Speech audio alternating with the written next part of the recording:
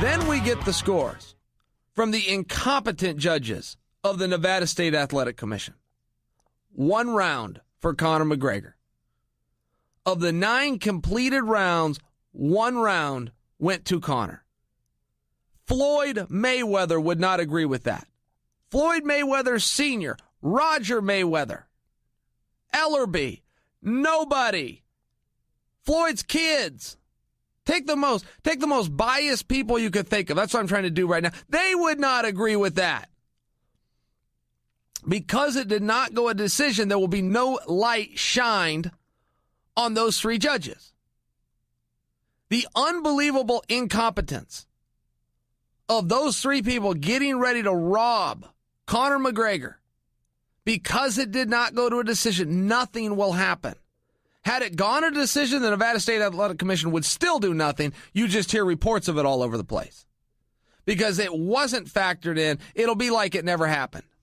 There will be no talking to any of those judges. There will be no written explanation needed. There will be no verbal explanation needed in the back. Hey, how'd you have those rounds? Sure looked to me. CompuBox. Everybody else watching. Floyd himself sure looked to me like Conor won 4 of the first 6 without argument. Nothing will happen other than they will use the fact that they were assigned to the mega fight in history to get themselves to the next big main event world title fight. It's corrupt. It's dirty. It's why boxing is dying. It's why boxing is failing. And nothing will happen. That's frustrating. That really is frustrating. You took a guy like Conor that went out there, did what he needed to do, and they were setting him up. They were setting him up from Jump Street. Walked away with rounds 1, 2, and 3. Walked away, not even a debate. None. They gave him 1 round. I had a bet, $100,000 with Brendan Schaub. He ran his mouth and he put it out there. And the bet was that Conor would win rounds. And I said, no, he won't. He will not win rounds. Not if you're pluralizing it. That means 2 or more, Brendan wins. But I knew he won it. Just logic said he won it. It's a great bet. If you're a handicapper, you got to take that action. Got a guy that's an amateur versus a guy that's never lost. He's not going to win rounds. Even money. My 100 versus his 100. I could not get that at the windows. It was 6-1. So if you want to bet, you got to take Brendan's bet. So I took it. So I watched that fight. I was not armed with the fact that the 3 corrupt judges gave Conor 1 round. So the next morning, I took Brendan his money. Brendan refused the money. He said, actually, Chael, you're wrong. I owe you. And I just stood there and looked at him. He said, I owe you. He goes, dude, you haven't seen the judges' cards, have you? And I said, no. So he brings it up. John Morgan had posted it at MMA Junkie. And he brings it up and he shows me. Well, Conor had only won a round, not rounds, plural. So I won. I didn't feel right taking Brendan's money because that was crook. That's not what happened, regardless of the incompetence. And I realize, betting's a real hard line in Vegas. You're right, like it or don't like it, you get that ticket, it's printed. Private bets are the same way. You make a handshake and you don't discuss the in-between. You got to take it straightforward or you're not an honorable man. But I couldn't take his money either because it's not what happened. And I just told him, man, we just shook hands and walked away, laughed it off, and that was it. I came home and my wife said, where's your $100,000? I said, honey, I watched that fight. Those crooked judges, Brendan and I are just going to have to push this to the next one. I'm filling you in on that because Chris Camozzi was texting me the whole time, wondering who and then was feeling for him. He's like, man, you lost that money to Brendan. And then he looked at the cards himself and he's like, no, wait a minute. You won that money from Brendan. So that's really neither here nor there. Amongst 2 gentlemen, Brendan and I called it a draw, but it was an amazing performance by Conor. And, Floyd defended himself too. None of this is even to put Floyd down. Floyd turned his back 4 times. That's illegal in boxing. You cannot turn your back. And I thought that referee could have got a little bit more involved. That is not a fight that I wish to pick. I like how the referee did it. I understand the rules of boxing. He should have been more involved. There was even some rabbit punches there by Conor, totally illegal. He let him go. It turned into a street fight. I liked it. And I think that was one of Floyd's biggest problems. I sat next to Teddy Atlas. Teddy Atlas couldn't believe what he was seeing. He had it the same way I did. Four of the first 6 went to Conor. And you could argue 6 of the first 6, but for sure 4 of the first 6. And Teddy said that. He said Floyd's never been in there with a street fighter. Teddy was confident the entire time Floyd was going to come back. He could see the fatigue setting in with Conor. He could see that Floyd was fresh because he hadn't done a goddamn thing. But he was surprised at what he was seeing. He was surprised at round after round after round going to some kid from Ireland who decided to throw some gloves on after training for 8 months. He was surprised. CompuBox numbers came out. Put this in perspective for you guys if you haven't heard this yet. Manny Pacquiao fought all 12 rounds with Floyd, landed exactly 100 punches. Conor didn't even go 10 full rounds with Floyd, landed 111 punches. Okay, the guy can box. And the talk about what's next for Conor, I personally believe it's going to be in MMA. I personally believe it's going to be the end of December, a trilogy with Nate Diaz. Yes, I have inside information on that. I'm not breaking news. Not breaking news, but I do have inside information, and that's what I think it's going to be. Some people say, yeah, but the money's in boxing. Well, that's not true. I mean, you got to be careful with that.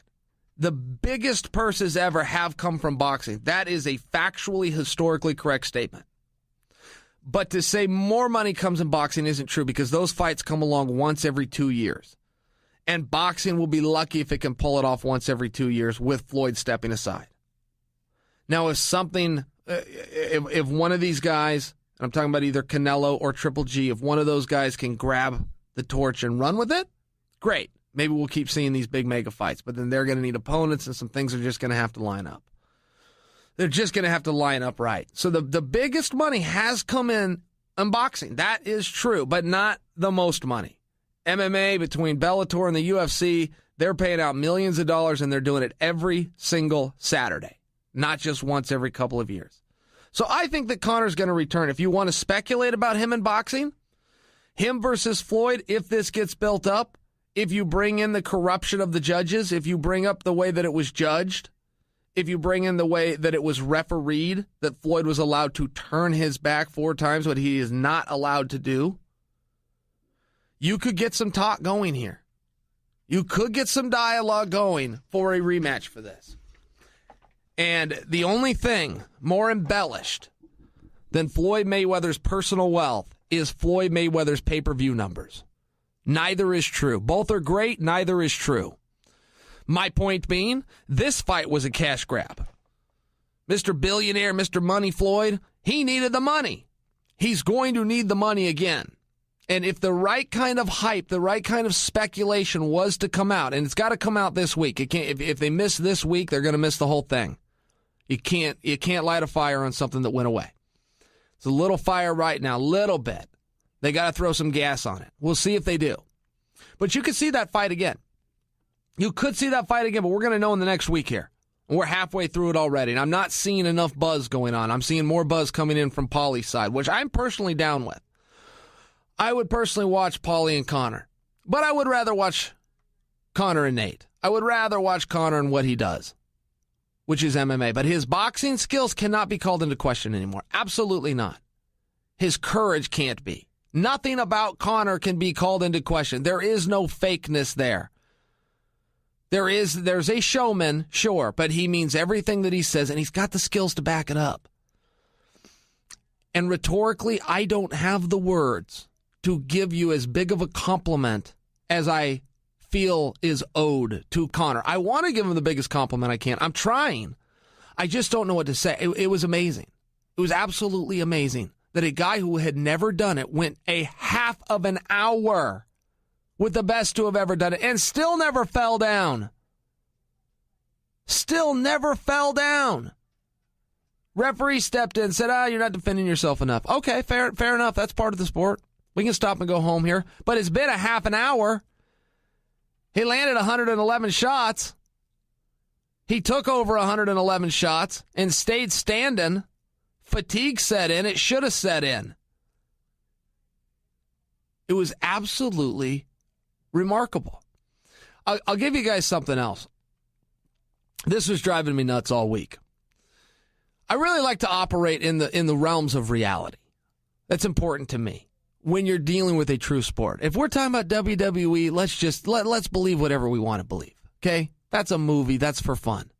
But this is supposed to be a real sport. So they bring out a fake belt that's worth $344 and claim that it's $1 million, and people eat that up. I mean, it was an ugly belt on top of that. It's a weightlifting belt, for God's sakes, with a little plate put in the middle of it.